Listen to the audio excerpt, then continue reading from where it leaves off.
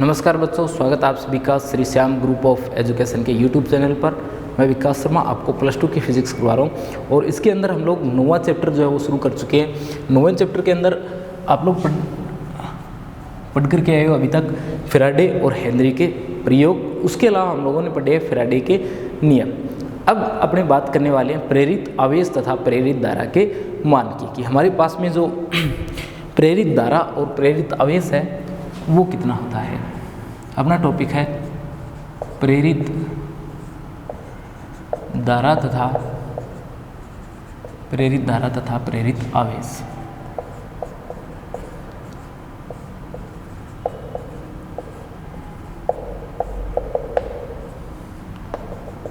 देखिए, जब भी आप लोग क्या करते हो, किसी कुंडली से संबद्ध चुंबकीय फ्लक्स में परिवर्तन करते हो। जब भी किसी कुंडली से संबद्ध चुंबकीय फ्लक्स में परिवर्तन होता है तो वहाँ क्या होता है, वहाँ विद्युत चुंबकीय प्रेरण के कारण विद्युत वाहक बल और विद्युत धारा जो है वो प्रेरित होती है। अगर परिपथ बंद हो तो वहाँ पर क्या होती है, धारा भी प्रेरित होती है। तो फैराडे के नियम के अकॉर्डिंग ई जो है वो किसके बराबर होता है, फैराडे और लेंज के नियम के अकॉर्डिंग ई इक्वल होता है -N/d∅b/t के बराबर। किसके बराबर होता है, ये बराबर होता है E इक्वल -N/d∅b/dt। ये कुंडली में प्रेरित विद्युत वाहक बल का मान है। और फेरों की संख्या अगर देखी जाए यहाँ तो वो कितनी है, कैपिटल N है। कैपिटल N फेरों वाली कुंडली के अंदर अगर प्रेरित विद्युत वाहक बल का मान देखें तो वो कितना प्राप्त होता है, तो वो प्राप्त होता है E इक्वल -N/d∅b/dt। अब देखिए, अगर कुंडली का क्षेत्रफल जो है वो चुंबकीय क्षेत्र की दिशा में हो तो उसमें विद्युत फ्लक्स जो होती है, विद्युत फ्लक्स जो आपके पास में होती है उसका मान कितना होता है, φb इक्वल उसमें बराबर होता है ba के। तो ये मान अगर यहाँ प्रयुक्त किया जाए और इसके अंदर आप लोग देखोगे कि E किसके बराबर आएगा, तो ये आएगा -N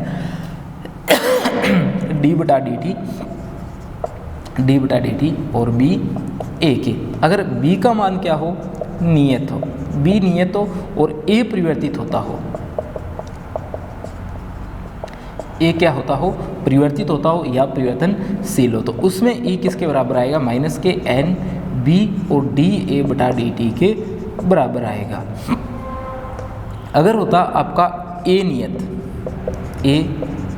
नियत और b क्या होता, परिवर्तित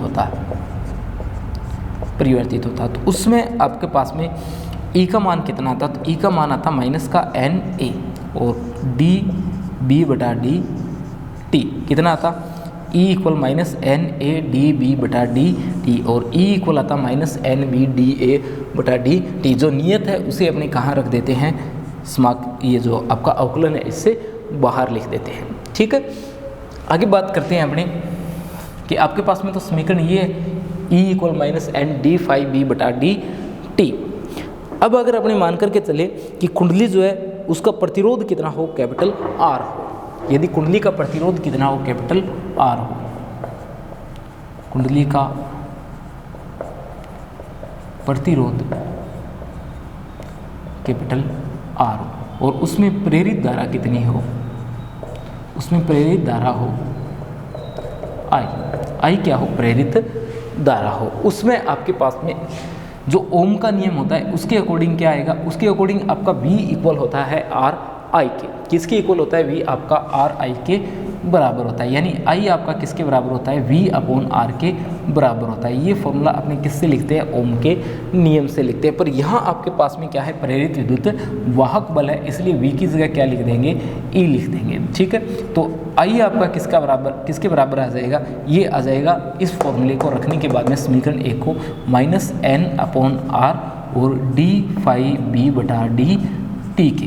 I किसके बराबर, -N/R और d∅b/dt के बराबर आ जाता है। ठीक है, ये मान लेते हैं समीकरण 2 आपके पास में है। आप लोग जानते हो आवेश प्रवाह की दर जो होती है वो किसके बराबर होती है, आवेश प्रवाह की दर धारा के बराबर होती है। यानी I की जगह आप लोग क्या लिख सकते हो, I की जगह आप लोग लिख सकते हो dq/dt और किसके बराबर, -N/R d∅b/dt के। यहाँ से dt से dt निरस्त हो सकता है आपका, तो dq किसके बराबर, -N/R और d∅b के बराबर आ जाता है। ये किसका मान आपको प्राप्त हो गया यहाँ पर, ये आपके पास में जो आवेश डी क्यू है उसका मान जो है वो प्राप्त हो जाता है। अब अगर अपने ये मान करके चले कि फ्लक्स जो है उसमें परिवर्तन कितना हो रहा है, अगर फ्लक्स में φ1 से φ2 परिवर्तन हो रहा है, यदि फ्लक्स में φ1 से φ2 परिवर्तन हो, फ्लक्स में कितना परिवर्तन हो, φ1 से φ2 तक परिवर्तन हो, तो उसमें आपके पास में ये मान कितना प्राप्त होगा। तो आप लोग देखोगे कि यहाँ आपको करना पड़ेगा समाकलन डी क्यू का, आवेश भी 0 से अधिकतम क्यू तक जाएगा और ये आएगा माइनस का n/r और समाकलन होगा किसका, डी फाई बी का। कहाँ से कहाँ तक होगा, ये होगा फाई बी 1 से फाई बी 2 तक, ठीक है, फाई बी 1 से फाई बी 2 तक होगा। तो आप लोग इसका समाकलन जब करते हो तब एक तरफ आपको प्राप्त होता है Q और माइनस का n/r। फाई बी का समाकलन किया जाए तो सिर्फ फाई बी आता है और लिमिट इसकी कहाँ से कहाँ तक है, फाई बी 1 से फाई बी 2 तक है। तो Q कितना आ जाएगा, माइनस का n/r और आपके पास में आ जाता है फाई बी 2 माइनस का फाई बी 1, ठीक है। ये आपके पास में मान जो है वो प्राप्त हो जाता है, माइनस का n/r phi B 1 minus phi B 2। Minus को अगर अंदर मल्टीप्लाई कर देते हो तब आपके पास में आता है n/r और फाई बी 1 माइनस का फाई बी 2। ये मान जो है आपके पास में Q का प्राप्त हो जाता है। तो Q का मान आपके पास में कितना आ गया, ये आ गया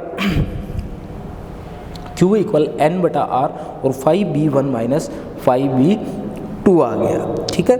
आगे बढ़ते हैं अपने इसमें और देखते हैं कि Q जो आपका किसके बराबर आया है, ये बराबर आया है फ्लक्स में परिवर्तन के, ठीक है। तो यहाँ से आप लोगों ने देखा कि जो Q का मान है, Q का मान किस पर डिपेंड कर रहा है, Q का मान डिपेंड कर रहा है फ्लक्स में परिवर्तन पर। किस पर निर्भर कर रहा है, फ्लक्स में परिवर्तन पर। और किस पर नहीं कर रहा है, परिवर्तन की दर पर डिपेंड नहीं करता है, ठीक है। यानी जो आपके पास में कुल आवेश Q का मान आया है वो किस पर निर्भर करता है, तो कुल आवेश Q का मान निर्भर करता है फ्लक्स में परिवर्तन पर। और किस पर निर्भर नहीं कर रहा है, ये फ्लक्स में परिवर्तन की दर पर निर्भर नहीं करता है, ठीक है। इस तरीके से आप लोग क्या कर सकते हो, फाई बी 1 फाई बी 2 को काम में लेकर के Q का मान आप लोग ज्ञात कर सकते हो। ये अपना टॉपिक है प्रेरित आवेश तथा प्रेरित धारा का। यहाँ हम लोगों ने प्रेरित धारा का मान ज्ञात कर लिया था इस समीकरण में, और ये समीकरण जो आपको किसका मान बता रही है, ये बता रही है आवेश Q का मान, ठीक। और यहाँ आपने Q के मान में देखा है कि ये सिर्फ परिवर्तन पर डिपेंड कर रहा है, परिवर्तन की दर पर निर्भर नहीं करता है। देखिए यहाँ से न्यूमेरिकल वगैरह आपको पूछे जा सकते हैं, आपकी बुक में एग्जाम्पल दिए हुए ऐसे जिसके अंदर प्रेरित आवेश का मान ज्ञात करने के लिए आप लोगों को बोला गया है। तो ये फॉर्मूला आप लोगों को हमेशा याद रखना है, Q किसके बराबर होता है, n/r phi B 1 minus phi B 2 के। आगे चलते हैं इसमें और नया टॉपिक देखते हैं। नया टॉपिक है फ्लेमिंग के दाएं हाथ का नियम। फ्लेमिंग के दाएं हाथ का नियम।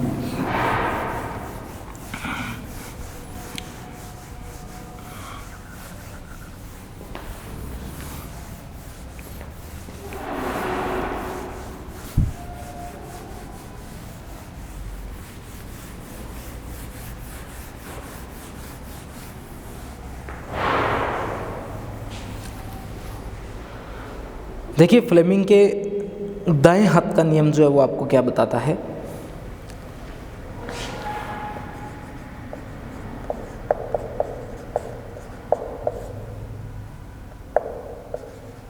फ्लेमिंग के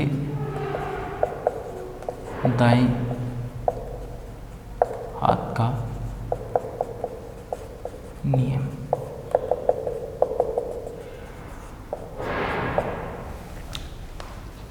इससे पहले आप लोग फ्लेमिंग के बाएं हाथ का नियम भी पढ़ चुके हो, जिसके अंदर अपने बल के बारे में बताया था उसने कि बल जो है उसकी दिशा किस प्रकार से हम लोग ज्ञात कर सकते हैं। परंतु ये जो आपके पास में है ये कौन सा नियम है, फ्लेमिंग के दाएं हाथ का नियम है। ध्यान रखना फ्लेमिंग के बाएं हाथ का नियम भी हम लोग पढ़ करके आए हैं। बाएं हाथ का नियम किसके बारे में बता रहा था, बाएं हाथ का जो नियम था वो बता रहा था आपको किसके बारे में, वो बता रहा था आपको बल के बारे में, ठीक है। अभी अपनी बात कर रहे हैं किसकी, दाएं हाथ के नियम की। दाएं हाथ के नियम से अपने देखने वाले हैं प्रेरित धारा की दिशा, ठीक है। किसकी दिशा देख रहे हैं, प्रेरित धारा की दिशा देख रहे हैं। दाएं हाथ का नियम बताता है कि अगर आप लोग दाहिने हाथ को इस प्रकार रखते हो, दाएं हाथ को किस प्रकार रखते हो, आप लोग इस तरीके से रखो कि ये आपका अंगूठा, तर्जनी और मध्यमा तीनों क्या हो, एक दूसरे के लंबवत हो। तीनों को कहाँ रखना है, एक दूसरे के लंबवत रखना है। तब आपके पास में अंगूठा जो है, अंगूठे को आप लोग कौन सी दिशा में रखते हो, अगर चालक की गति की दिशा में रखते हो। अंगूठा किसकी दिशा में है, तो अंगूठा जो है वो चालक की गति की दिशा में है। ये दिशा किसकी है, अंगूठे की है, चालक की गति की दिशा, ठीक है। और ये जो आपके पास में तर्जनी है, तर्जनी ये किसे बताए, अगर चुंबकीय क्षेत्र को बताए। तो जो आपके पास में प्रेरित धारा होती है, प्रेरित धारा की दिशा किसके अकॉर्डिंग होती है, तो प्रेरित धारा की दिशा होती है मध्यमा के अकॉर्डिंग। प्रेरित धारा किसके अनुदिश प्रवाहित होती है, तो वो प्रेरित धारा प्रवाहित होती है मध्यमा के अनुसार। तो इस तरीके से आप लोग क्या कर सकते हो, इसमें फ्लेमिंग के दाएं हाथ के नियम को याद रख सकते हो, ठीक है। और फ्लेमिंग के दाएं हाथ के द्वारा आप लोग क्या कर सकते हो, जो प्रेरित धारा है उस प्रेरित धारा की दिशा हम लोग ज्ञात कर सकते हैं, ठीक है। तो एक तो आप लोग इसमें ये याद रखोगे कि चालक की गति जो है, चालक की गति की दिशा में आप लोगों को क्या रखना है, अंगूठे को रखना है। देखिए ये कुछ इस तरीके से बता रहा है कि आपके पास में चुंबकीय क्षेत्र है, ठीक है। और चुंबकीय क्षेत्र के अंदर जैसे ये कोई चालक है, ये क्या कर रहा है, चुंबकीय क्षेत्र में गति कर रहा है। जब कोई चालक चुंबकीय क्षेत्र के अंदर गति करता है, तो चुंबकीय क्षेत्र में गति के समय जो उसके अंदर प्रेरित धारा होगी, उस प्रेरित धारा की दिशा कौन से तरफ होगी। आपको पता है कि जब चालक क्या करता है, चुंबकीय क्षेत्र में गति करेगा, तो उससे संबंध चुंबकीय फ्लक्स में क्या होने वाला है, परिवर्तन होने वाला है, ठीक है। जब चुंबकीय फ्लक्स में परिवर्तन होगा, तब वहाँ क्या होगा, प्रेरित विद्युत धारा और प्रेरित विद्युत वाहक बल उत्पन्न होंगे। प्रेरित धारा के लिए जरूरी है कि परिपथ किस प्रकार का होना चाहिए, आपका बंद परिपथ होना चाहिए। तो उसमें आपके पास में जो चालक की गति की दिशा होगी, जिस दिशा में आप चालक को लेकर के जा रहे हो, उस दिशा में आपको किसे रखना है, अंगूठे को रखना है। अंगूठा उस दिशा में चला जाना चाहिए आपका, जिस दिशा में आप लोग क्या कर रहे हो, चालक को चला रहे हो। और जो आपकी ये तर्जनी अंगुली, अंगूठे के बाद वाली अंगुली जो है, इसे आपको कहाँ रखना है, इसे रखना है चुंबकीय क्षेत्र की दिशा में। इसे हम लोग कहाँ रखेंगे, चुंबकीय क्षेत्र की दिशा में रखेंगे। और जो आपके पास में प्रेरित धारा है, प्रेरित धारा जो है वो किसके अकॉर्डिंग प्रवाहित होगी, जो मध्य अंगुली आपके पास में है, मध्यमा जो हमारी होती है, उस मध्यमा के अकॉर्डिंग क्या होगी, उस मध्यमा के अकॉर्डिंग प्रेरित विद्युत धारा की दिशा होगी, ठीक है। इसके बाद में हमारे पास में एक नया टॉपिक आता है। नया टॉपिक जो आता है उसका नाम है गतिक विद्युत वाहक बल, या अपने इसे लिखेंगे समरूप चुंबकीय क्षेत्र में चालक छड़ की गति।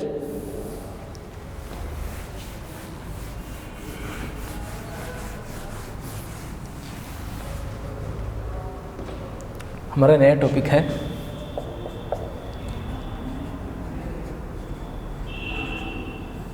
समरूप चुंबकीय क्षेत्र में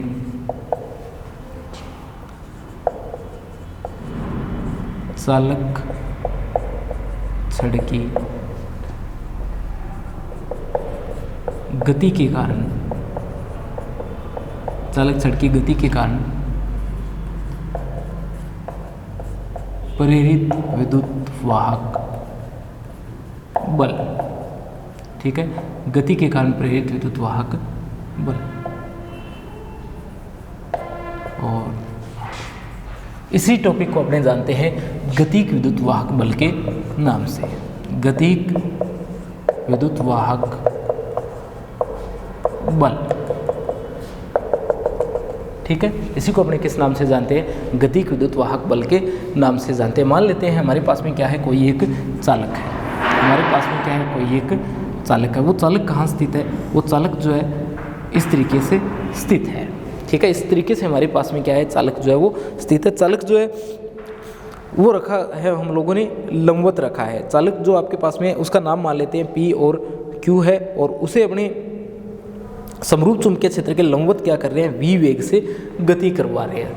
ये आपके पास में B वेक्टर है और ये हमारे पास में V वेक्टर है, ये इसकी लंबाई है और इसे P और Q नाम से हम लोग लिख देते हैं। तो आपके पास में क्या है, ये लंबवत चुंबकीय क्षेत्र है किसके, इसके वेग के। तो ऊपर की ओर अपने B वेक्टर की दिशा ले रखी है और इस तरीके से अपने किसकी दिशा ले रहे हैं, वेग की दिशा ले रहे हैं। चालक छड़ को यहाँ रखते हैं और यहाँ से अपने क्या करते हैं, इसे इस तरीके से गति करवाते हैं। तो इसके वेग की जो दिशा है, वो वेग की दिशा क्या है, वो वेग की दिशा चुंबकीय क्षेत्र के लंबवत है। तो अपने इसे कहाँ गति करवा रहे हैं, लंबवत चुंबकीय क्षेत्र के अंदर गति करवा रहे हैं। अब अपने मान लेते हैं कि चुंबकीय क्षेत्र जो है उसे अगर डॉट से प्रदर्शित करें और इसकी दिशा माने कहाँ है, इसकी दिशा कागज़ के तल के लंबवत बाहर की ओर है। जो आपके पास में चुंबकीय क्षेत्र है, इस चुंबकीय क्षेत्र की दिशा कहाँ है, तो इस चुंबकीय क्षेत्र की दिशा जो है वो है कागज़ के तल के लंबवत। जो डॉट हम लोगों ने बना रखी है, इस डॉट के अनुदिश क्या है, चुंबकीय क्षेत्र की दिशा है। और ये आपके पास में वो चालक है,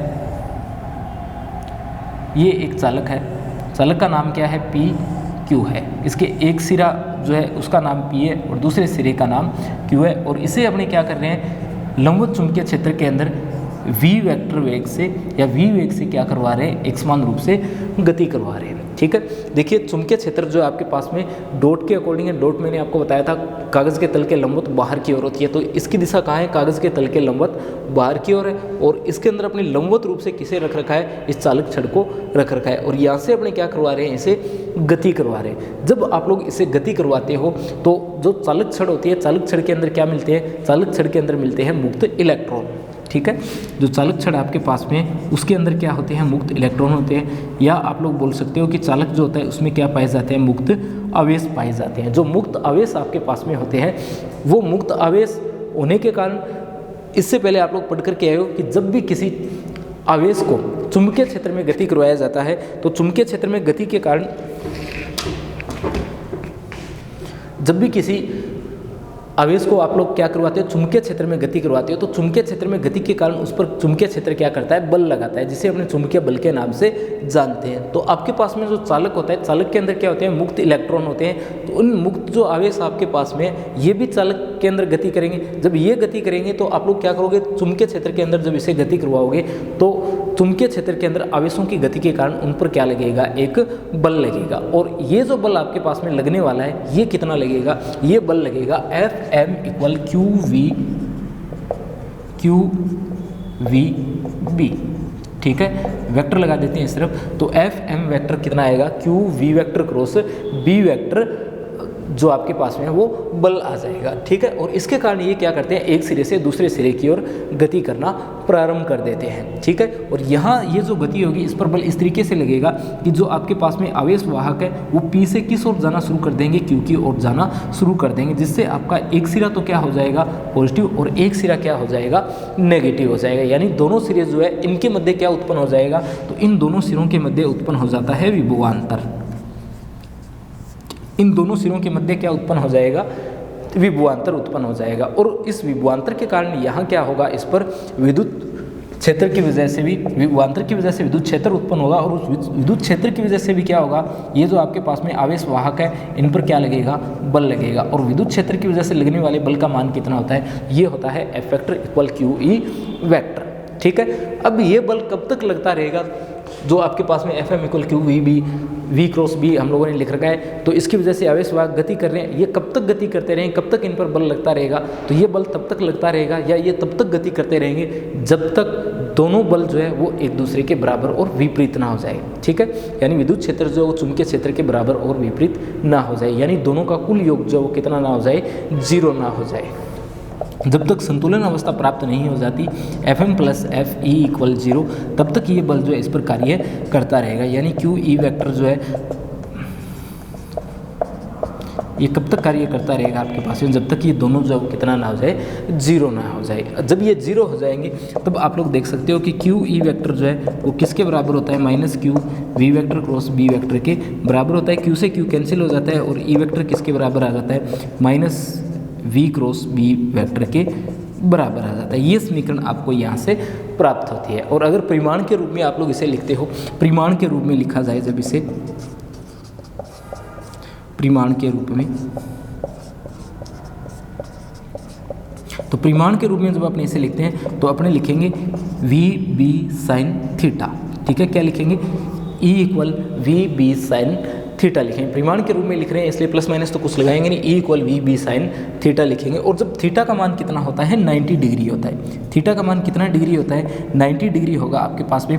एक बार के लिए माइनस अगर आप लोग यहाँ रखते हो तो मैं आपको बता देता हूँ। देखिए ये आपके पास में कितना आएगा, ये आपके पास में आएगा VB। E कितना आएगा आपके पास में, E आपके पास में आएगा बी। ठीक है, ये आपके पास में किसका मान है, वी बी का मान है। ये हम लोगों ने किसके रूप में लिख रखा है, ये हम लोगों ने परिमाण के रूप में लिख रखा है। ठीक है, मैं आपको बता रहा था कि माइनस जो है वो किसे बता रहा है, ये वाला माइनस, ये माइनस आपको बता रहा है कि जो विद्युत क्षेत्र है, ये विद्युत क्षेत्र जो है इसकी दिशा चुंबकीय क्षेत्र के क्या है, विपरीत है। ठीक है, विद्युत क्षेत्र चुंबकीय क्षेत्र के क्या है, विपरीत डायरेक्शन में। या आप लोग अगर अभी परिमाण के रूप में इसे नहीं लिखते तब आप लोग क्या करते, इसे सीधा लिखते, ई इक्वल क्या लिखते, माइनस वी बी, और यहाँ क्या आ जाता, minus V B sine theta. Theta का मान जब 90 डिग्री होता है तब आपके पास में ई कितना आ जाता, माइनस का वी बी आ जाता। और उसके बाद में आप लोग क्या लिखते यहाँ, तो परिमाण के रूप में लिखने पर क्या आता है, परिमाण के रूप में अगर इसे परिमाण के रूप में हम लोग लिख देते हैं तो ई किसके बराबर आ जाता है, वी बी के बराबर आ जाता है। ठीक है, ई किसके बराबर आ जाता है, अपना वी बी के बराबर आ जाता है। देखिए आप लोग या तो यहीं पर लिख सकते थे इसे परिमाण के रूप में, और सीधा ये क्या आ जाता, आपके पास में आ जाता वी बी साइन थीटा, और थीटा की जगह आप लोग रख देते 90 डिग्री। या आपने क्या करते हैं, इसे यहाँ आकर के माइनस के रूप प्लस के रूप में लिख देते हैं। ठीक है, अगर इस समीकरण की बात की जाए तो आपके बुक के अंदर एक न्यूमेरिकल दे रखा है, उस न्यूमेरिकल के अंदर आपको इस मान की भी ज़रूरत पड़ती है। यानी ये ज़रूरी नहीं है कि आप लोग हर बार ऐसा करो कि आप लोग इसको परिमाण के रूप में लिखो, 90 डिग्री लो, ये मान जो है इसके भी आपको ज़रूरत पड़ती है। ठीक है, एनसीईआरटी की जो बुक्स होती है उनके अंदर इसी मान को लेकर के सॉल्व किया गया है। अभी आपका जो सिलेबस है उसके अकॉर्डिंग अपने अगर इसे सॉल्व करें तो ई किसके बराबर लिख सकते हैं, हम लोग वी बी के बराबर लिख सकते हैं। ठीक है, अब देखिए आपके पास में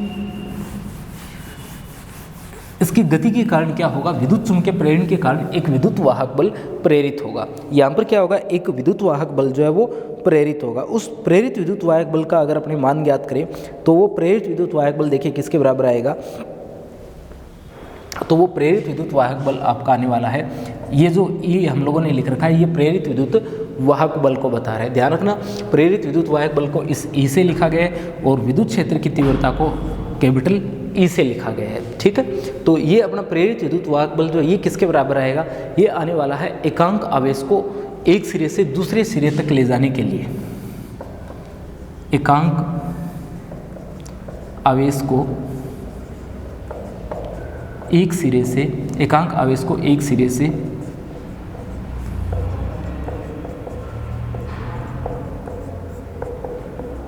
दूसरे सिरे तक ले जाने में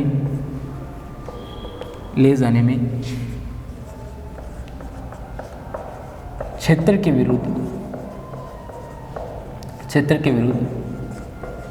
किया गया कार्य, ये किसके बराबर आता है, ये आता है प्रेरित विद्युत वाहक बल के बराबर। अगर अपने कार्य की बात करें तो कार्य का मान हम लोग ज्ञात करने वाले हैं, कार्य बराबर होता है बल गुणा विस्थापन के। तो विस्थापन तो आपको पता है कि जो अपनी छड़ जो है ये एल लंबाई की है, एल लंबाई की अपने पास में जब ये छड़ है तो विस्थापन का तो मान हमारे पास में कितना आएगा, सिर्फ एल आएगा। तो विस्थापन तो अपने इसमें सिर्फ कितना लेने वाले हैं, एल लेने वाले हैं। अगर अपने बात करें बल की तो एकांक आवेश के लिए जब बल की बात करते हैं वो किसके बराबर होता है, वो विद्युत क्षेत्र की तीव्रता के बराबर होता है एकांक आवेश के लिए। ठीक है, तो यहाँ से आप लोग देख सकते हो कि ये मान आपका किसके बराबर आएगा, ये बराबर आएगा ई और एल के गुणा के बराबर। ठीक है, यानी आपके पास में जो प्रेरित विद्युत वाहक बल का मान है वो किसके बराबर है, वी बी एल के बराबर है।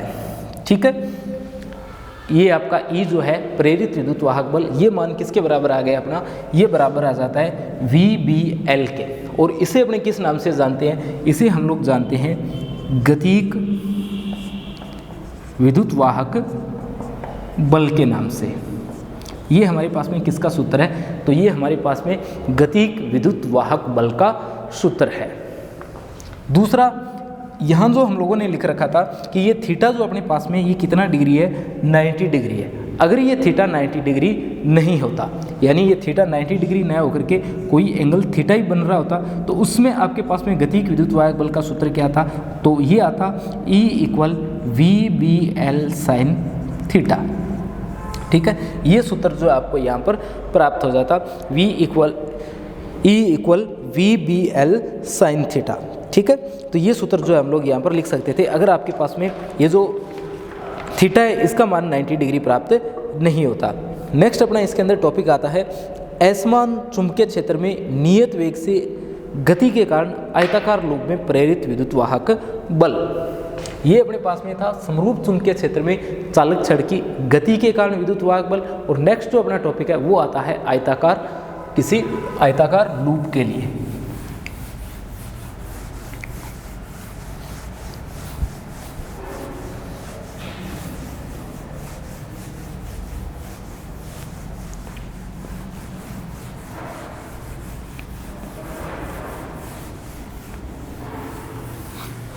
देखिए इसमें नेक्स्ट टॉपिक अपने इसमें आता है असमान चुंबकीय क्षेत्र में, असमान चुंबकीय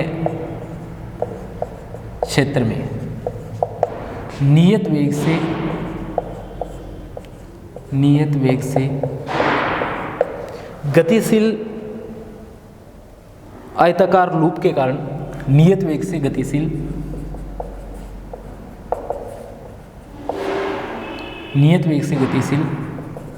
आयताकार लूप के कारण प्रेरित विद्युत वाहक बल। ठीक है, ये भी एक बड़ा टॉपिक है, तो इसे अपने नेक्स्ट क्लास के अंदर पढ़ने वाले हैं।